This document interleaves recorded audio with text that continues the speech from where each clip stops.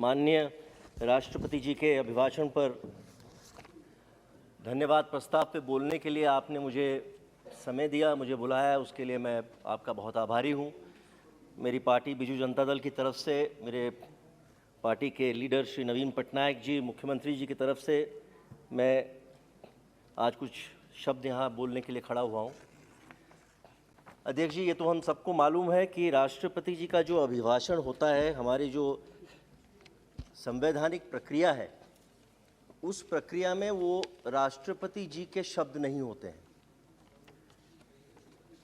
जो अभिभाषण होता है, सरकार लिख के राष्ट्रपति जी को देती है, राष्ट्रपति जी सिर्फ उसको पढ़ देते हैं। तो इसलिए राष्ट्रपति जी के सारे शब्द इस अभिभाषण में है, ये तो मैं मानने को तैयार नहीं हूँ, ना मैं कहने को तैयार हूँ। राष्ट्रपति जी हमारे ही बिरादरी के हैं, बड़े पुराने सुप्रीम कोर्ट बार एसोसिएशन में पिछले 30 साल से मेंबर रहे हैं। उनका दिल कैसे धड़कता है हम जानते हैं। साधारण लोगों के लिए, निष्पेषित लोगों के लिए, गरीब पिछड़ी जातियों के लिए जिस तरह से उनका दिल धड़कता है, तो इसमें कई चीज़ें हैं जो राष्ट्रपति जी शायद अगर अपने मन की कहना चाहते तो शायद ना कहते। तो इसलिए मैं आज 4-5 चीज़ें आपके सामने इस हाउस में रखना चाहता हूं, जो मैं सोचता हूं कि अगर राष्ट्रपति जी अपने मन से कुछ कहना चाहते तो जो कहते मैं वो कहना चाहता हूं। उनको धन्यवाद तो हम देंगे, क्योंकि उन्होंने दोनों सदनों को जिस तरह से अभिभाषण अपना दिया। लेकिन अध्यक्ष जी, ये राष्ट्रपति जी मेरे ख्याल से अवश्य जानते हैं कि देश की जो सबसे बड़ी आज विकट समस्या है, worst possible malaise for this country, Honorable Speaker, many of my colleagues have spoken about it, is this terrible unemployment and jobless growth that has absolutely no mention in the Honorable President's peroration to both the houses. The sight the other day of young men dying in job riots, and these are the first unemployment riots in this country, I think, in the last 75 years. 75 साल में पहली बार इस देश ने unemployment rights पहली बार देखने हैं। जो बिहार और यूपी में हुआ, उससे मेरे ख्याल से हर एक को पीड़ा हुई होगी। इस हाउस में मेरे हिसाब से, चाहे आप सदन के किस तरफ बैठे हों, आपको पीड़ा हुई होगी, इसमें कोई दो मत नहीं है। जहां 35,281 नॉन टेक्निकल पोजीशंस, मतलब वो भी टेक्निकल कोई बड़े ऊंचे पद नहीं, छोटे छोटे पदों के लिए 35,281 पदों के लिए अगर 1,25,00,000 लोगों ने एप्लीकेशन डाला है और उनको आशा ये नज़र आती है कि एक को मिलेगा तो 350 को नहीं मिलेगा, तो जो उनके मन में दुख है, जो उनके मन में पीड़ा है, जो उनकी आज मानसिक स्थिति है, वो मेरे ख्याल से हम सबको इस हाउस में समझना चाहिए, विशेष रूप से सरकार को समझना चाहिए। I have no doubt that the government should be mindful of it. Government should not repeatedly in repeated budget statements as well as outside make these promises, and I can only call them vainglorious promises that there will be lakhs of employment created. This kind of terminology to be so loosely used, that we will give 60 lakh jobs, we will give 70 lakh jobs, we will double farmers' incomes. I remember in 2017 it was said we will double farmers' incomes by 2022. None of this is happening.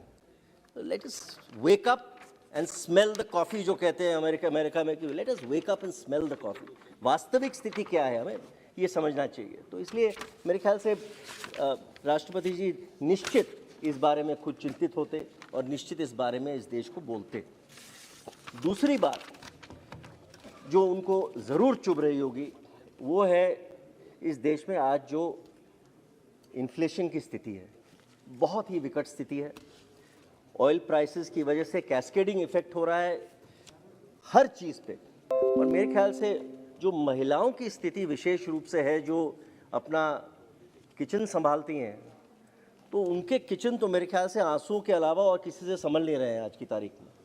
सिर्फ आंसुओं से kitchen संभाल रही हैं महिलाएं आज की तारीख में।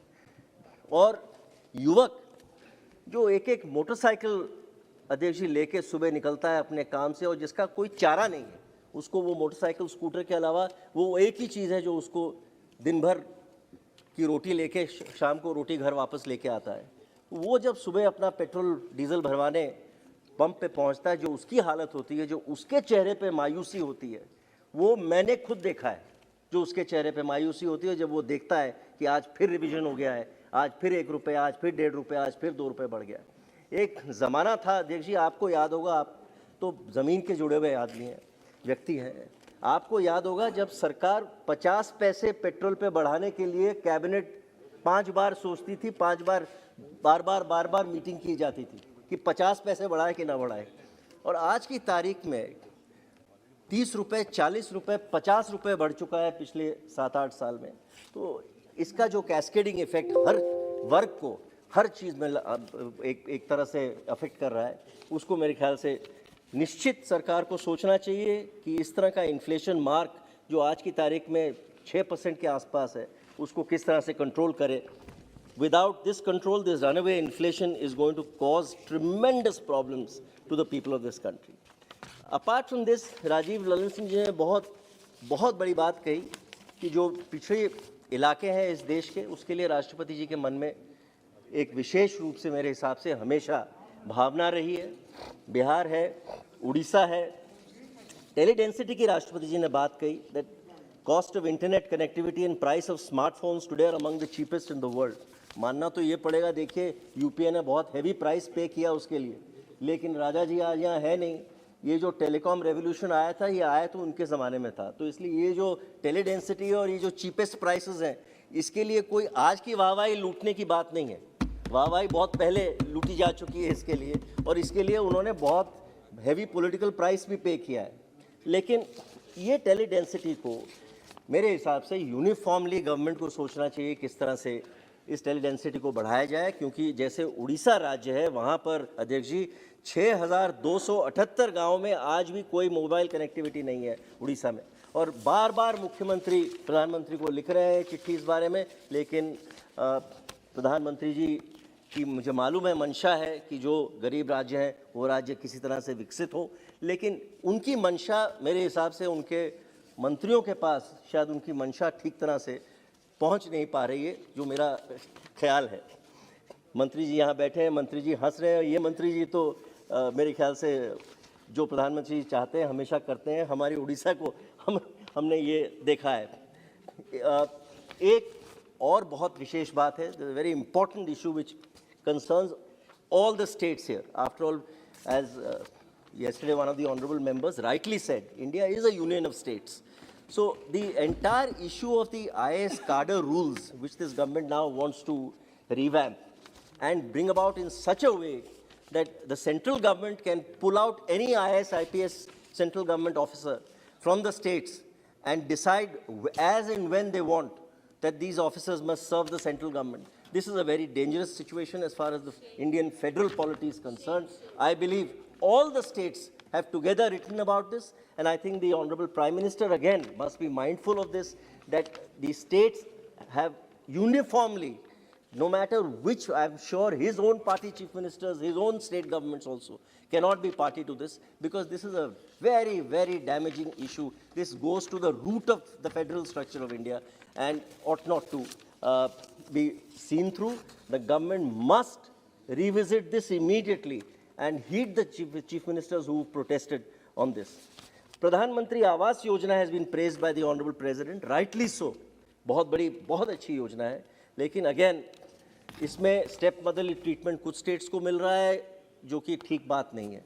मेरे पास आज चिट्ठी है कि कर्नाटका को राष्ट्रपति जी ने, अध्यक्ष जी, कर्नाटका को सेंट्रल गवर्नमेंट ने जो कर्नाटका चाहती थी, synchronization of data with the MIS into Awas Plus is allowed. Orissa is not allowed, Orissa is disallowed.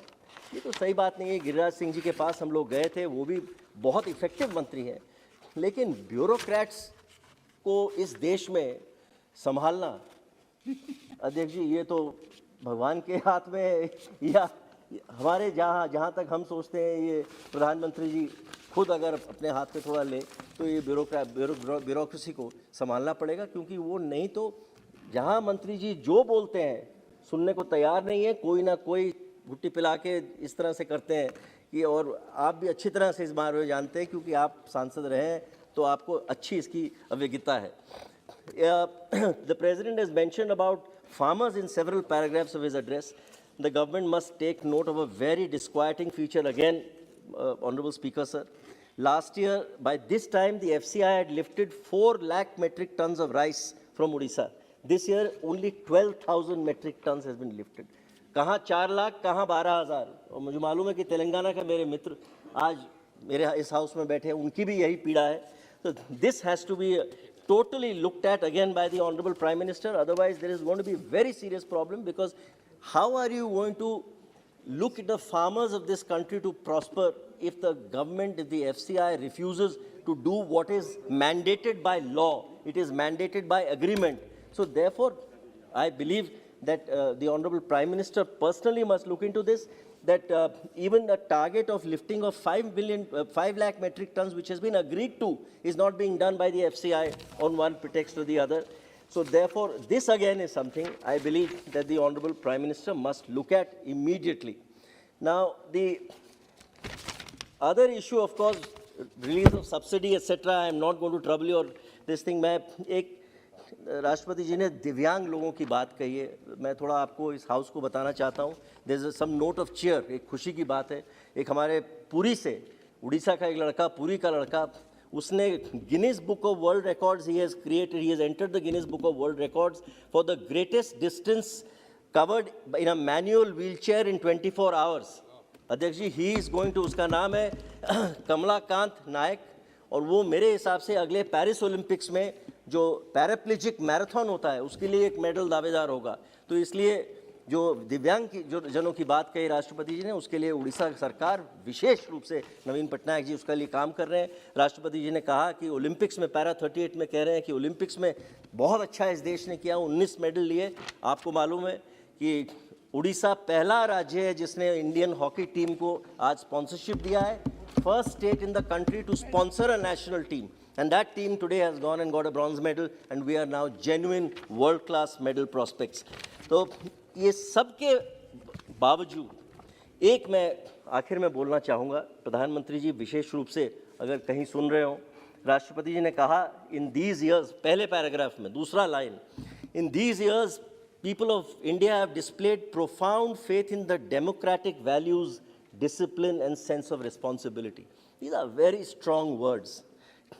Honourable speaker sir, मैं आपको बताना चाहूँगा कि इसी हाउस के एक मेंबर जो कि मंत्री हैं, उन्होंने 10 दिन पहले डेप्यूटी डायरेक्टर प्लानिंग को इतने ज़ोर से उसकी पिटाई की है। एक डेप्यूटी डायरेक्टर के ऊपर चेयर फेंका तो चेयर टूट गया, उसकी उंगली टूट गई।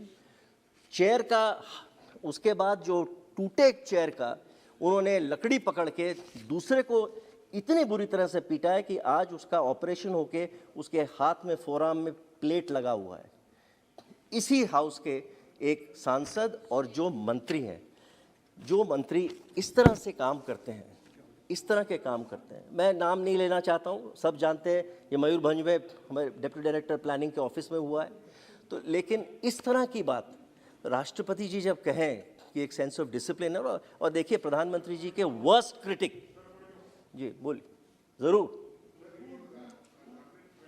रूल कौन सा रूल? मैंने नाम इसलिए नहीं लिया, रूल में ही है। आलू वाली जी, मैंने इसलिए, मैं जानता था कि आप खड़े हुए हैं, आप बैठे हुए हैं, आप और निशिकांत जी मास्टर हैं रूल्स के। नहीं, मैं सिर्फ इतना कहना चाहता हूँ, आप बड़े मास्टर हो उनसे। सर, मेरे साथी पिनाकी मिश्रा जी सुप्रीम कोर्ट के एक वरिष्ठ अधिवक्ता हैं और कानून के जानकार हैं, और ऐसे परिवार से आते हैं जहां जजेस पैदा होते हैं, चीफ जस्टिस पैदा होते हैं। अरे भाई, बताइए ना, बात तो कर रहे हैं। कभी भी किसी मंत्री या सदस्य के खिलाफ सदन में कुछ बोलना है, सदन में कुछ बोलना है तो एक एडवांस में उस सदस्य को या मंत्री को नोटिस सर्व करना पड़ता है। नाम नहीं लिया, चलो पिनाकी जी। नोटिस सर्व करना पड़ता है। क्या नोटिस दिया गया? अध्यक्ष जी अब इतने रूल्स के पक्के हैं कि उनके सामने, इसलिए मैं ये गलती कभी करूंगा ही नहीं, क्योंकि मुझे मालूम है मुझे टोक देंगे इमीडिएटली। लेकिन अध्यक्ष जी मेरा ये कहना है, देखिए प्रधानमंत्री जी के सबसे वर्स्ट क्रिटिक जो हो, worst critic of the Prime Minister, and there are many reasons to criticize him. But nobody can criticize him as far as his personal conduct with people goes. Unfailingly courteous, he is unfailingly polite with everybody who he meets with. चाहे वो political leaders हो, चाहे opposition leaders हो, चाहे officers हो, तो इसलिए इस तरह की बात अगर उनके काउंसिल ऑफ मिनिस्टर्स में लोग करते हैं, और इसके पहले भी हमें मालूम है यूपी में जो वारदात हुई एक और मंत्री जी के परिवार की, तो इस तरह से मेरे हिसाब से राष्ट्रपति जी ने जो बात कही, sense of discipline, sense of democratic values, these go against the democratic norms and values. I think the prime minister must take a very serious view of these things, and these things should not be easily countenanced, particularly since he wishes to. जी मैं इन्हीं शब्दों के साथ अध्यक्ष जी आपका बहुत बहुत धन्यवाद कि आपने मुझे इस चर्चा पे भाग लेने के लिए मुझे बुलाया. बहुत बहुत धन्यवाद. कोई आप